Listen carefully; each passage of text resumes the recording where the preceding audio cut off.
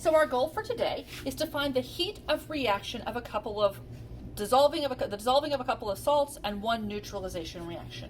We're still using cup A from last time. We're adding about 100 milliliters of water, but we want to figure out exactly how much by mass. That's going to make our lives better. Now, this is the mass of the water and the empty cup. So be sure when you go to do your calculations that you subtract the mass of the cup. This is 104.80 grams of water plus cup. Now, the first solid that we're going to add is going to be ammonium nitrate. My lab manual tells me to weigh out 5 to 7 grams of the ammonium nitrate. So I'm going to tap out ammonium nitrate until I get to about that amount. All right, we need about 5 to 7 grams, and we're not going to worry too much about getting the exact right amount. We're just going to throw some in there. We're not there yet. We're not there yet. Let's add that. There we go. Now, I'm not actually going to write this number down because the number I care about is the mass that actually gets into the cup with the water. So I'm going to do the same trick I did before with the ice, and I'm going to get the final mass to know how much actually gets added. The other reason for that is I'm going to take a second, and there's some kind of bigger clumps here. I'm going to try to break those up a little bit. The better this dissolves, the better my results are going to be. Now, as I'm doing this, sometimes you'll see a little speck jump up, which means that's a little bit that I'm losing, which is the other reason I didn't write that mass down. I knew I was going to do this step and maybe lose just a milligram here or a milligram there, but by getting the final mass in the cup, I'll know how much I actually put in the cup.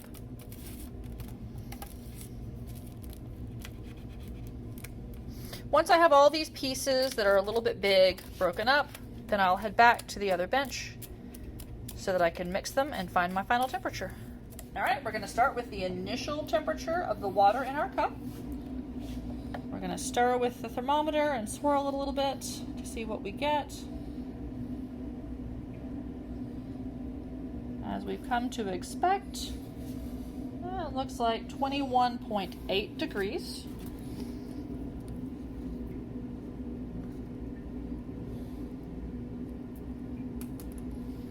And now we're going to add our ammonium nitrate. And we're going to stir, both to dissolve and to mix.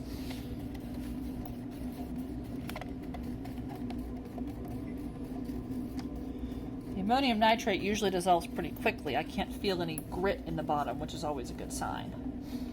So my temperature is going down. That should tell us something about this reaction.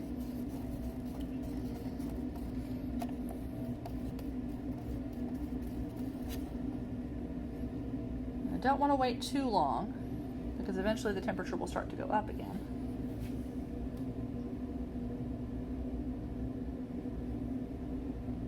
Looks like just about halfway between 17 and 18. I think that's 17.6 degrees.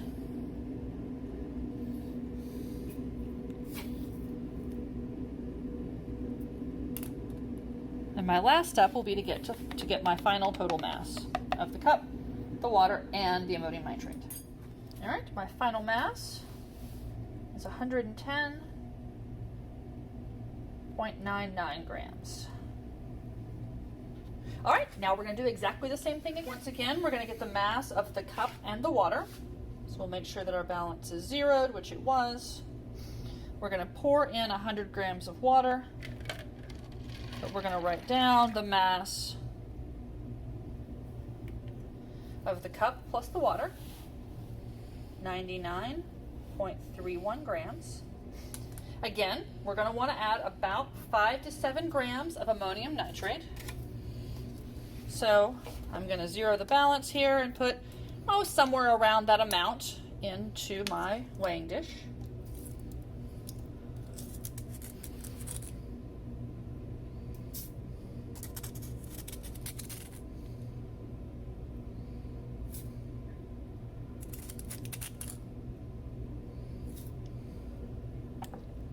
I went a little over 7, but that's okay.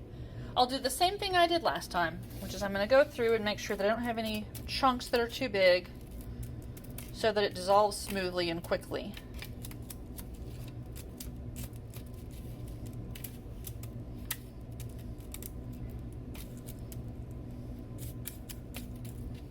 And then I'll take it back to the desk and we'll get some temperature values. Let's start with an initial temperature.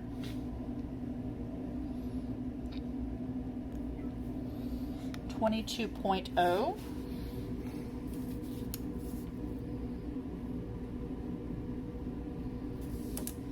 Now we're going to add in our ammonium nitrate.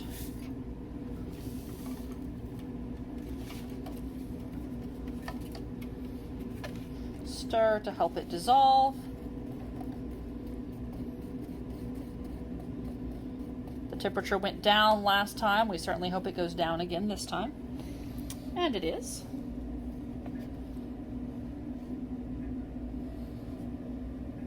Looks like it's almost down to 17.0.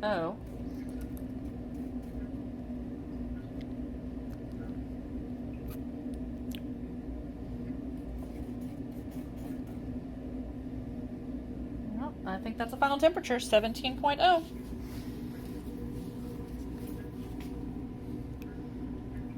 One more mass, and we will be done with this part of the experiment.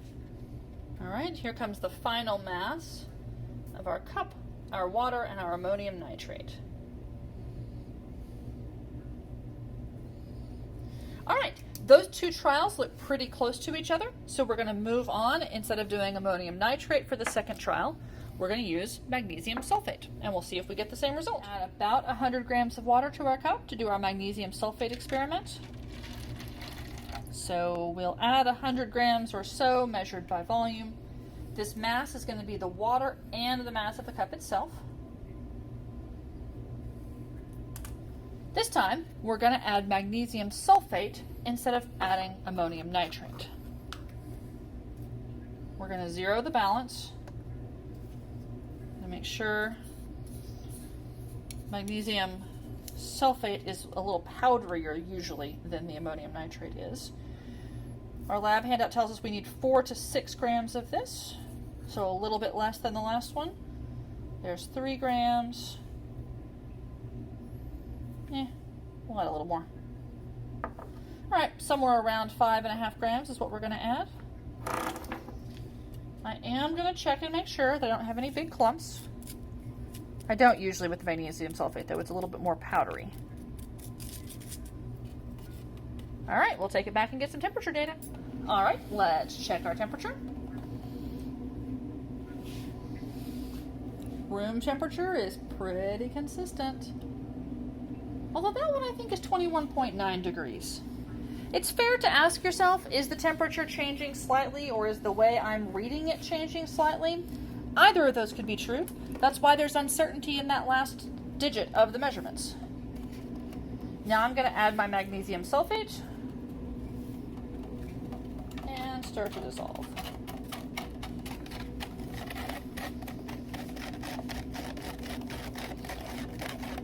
Magnesium sulfate is not quite as soluble as ammonium nitrate, so we sometimes hear a little grit at the beginning as we're stirring.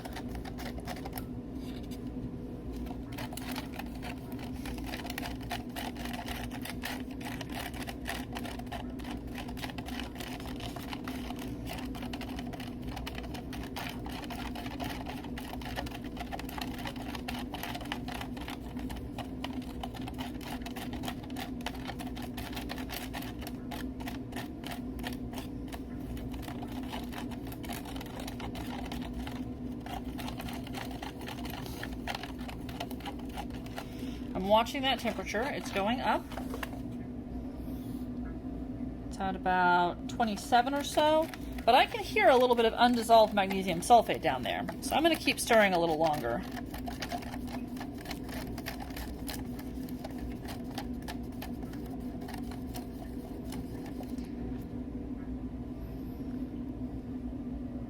Almost to 29.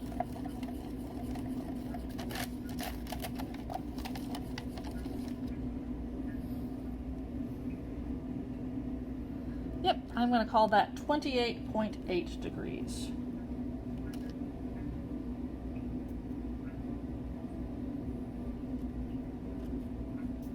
All right, and now we need a mass. All right, the final mass of our cup with our water and our magnesium sulfate is 106 0.78 grams. Now we're going to empty our cup, rinse it, and do this experiment again. Our second trial with the magnesium sulfate, we'll start with our balance zeroed. We have about 100 milliliters of water.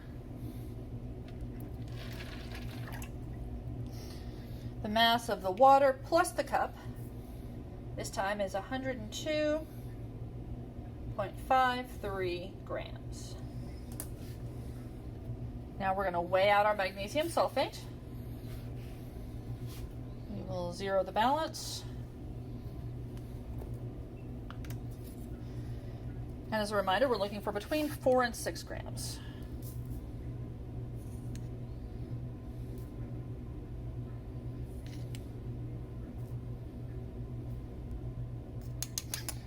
Almost 5 grams, looks good to me.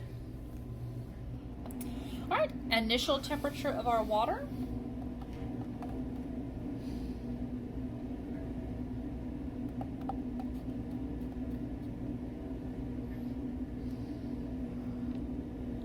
Looks like it's a little bit warmer. Looks like about 22.2 degrees. Since our last solution was warmer, that might mean that the cup didn't completely return to room temperature. All right, and now we're going to add our magnesium sulfate.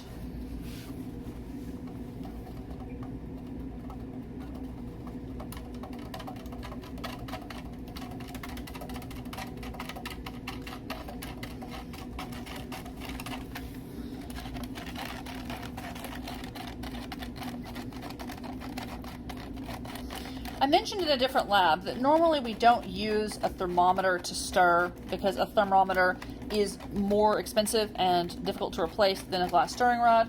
But I also told you that since I'm using a styrofoam cup and things in the bottom that are not likely to break the thermometer, I was making an exception. So it's not generally best practice to use a thermometer for a stirring rod, but this is a case where it's probably not a terrible idea. At any rate, it's too late now. You can hear that there's still some magnesium sulfate down there that I'm stirring around, trying to get that to dissolve as quickly as possible.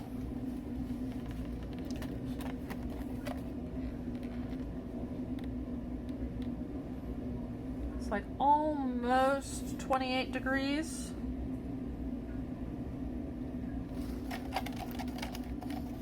We'll stir for a few more seconds.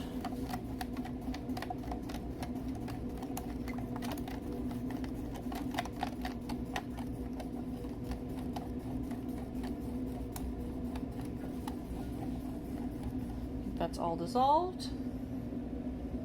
And I think that's right at 28. I'm going to call that 28.0 degrees.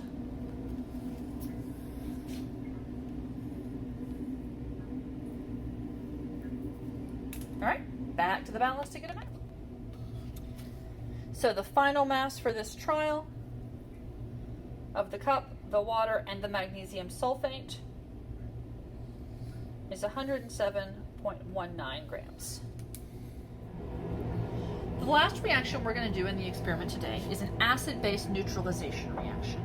For this reaction, we're going to measure the volume of the two solutions, and then we're going to assume that their densities are equal to 1 and calculating their mass. That's usually a pretty good assumption when it comes to aqueous solutions, especially aqueous solutions that have relatively low concentrations. And in the grand scheme of things, 2 molar is not that high a concentration. So we're shooting for about 50 milliliters. I'm not going to worry too much about exactly what I have because I'll measure the volume. I will make sure I don't overshoot.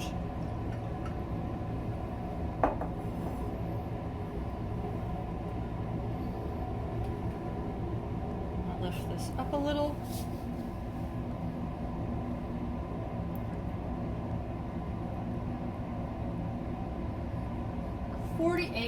.6 milliliters is what I have to start with for my acid.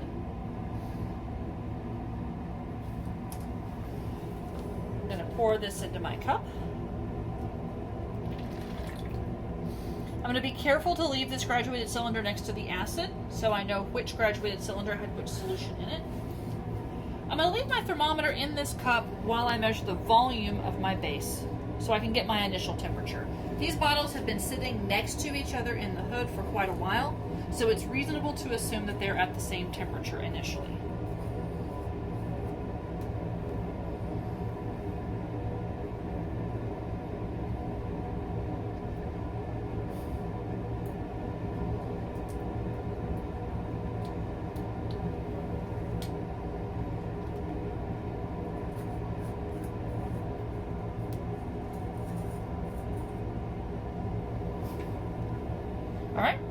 going to pour about 50 milliliters of base in here.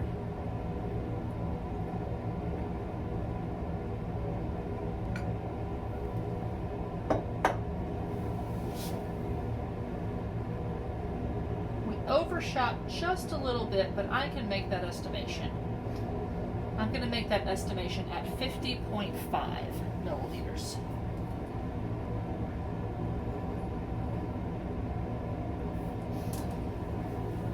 Now let's get the initial temperature of our acid solution. Now there's only 50 milliliters of liquid in here, so it's a little hard to read. But that looks like about 22.1 degrees to me.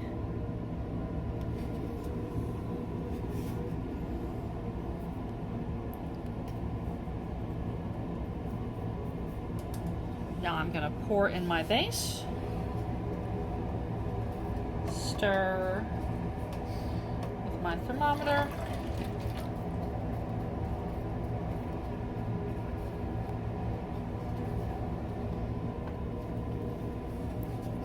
there's no dissolving that has to happen with this. The two solutions neutralize pretty quickly. So I'm just looking for the maximum temperature reached. 32 degrees.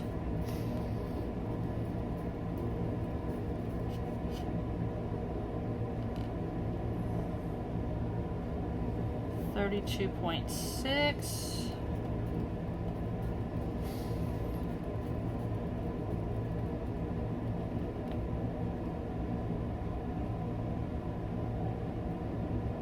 Looks like 32.8 degrees.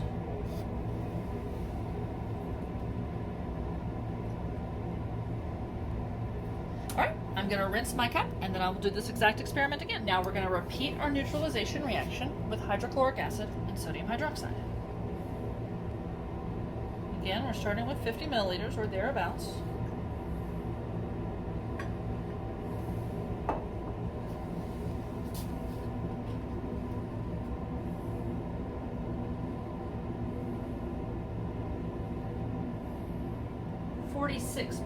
.9 milliliters of acid to begin with.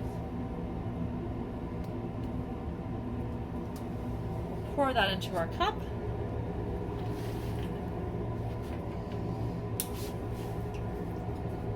And I'll let my thermometer sit in here to get that initial temperature while I measure out my 50 milliliters of NaOH.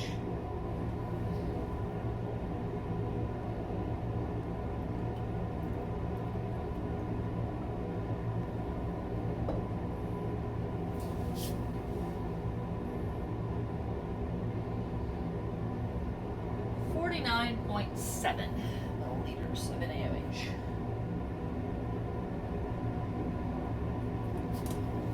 Now let's check our initial temperature of the HCl.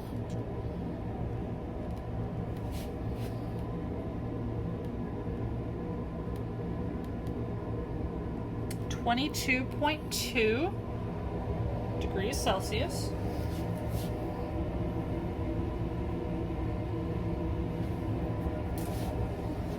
We will add our base.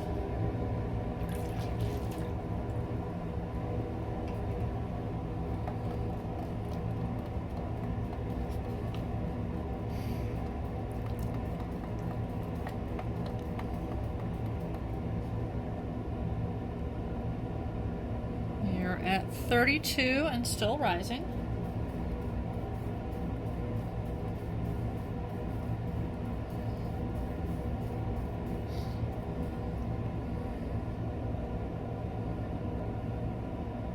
Almost to 33.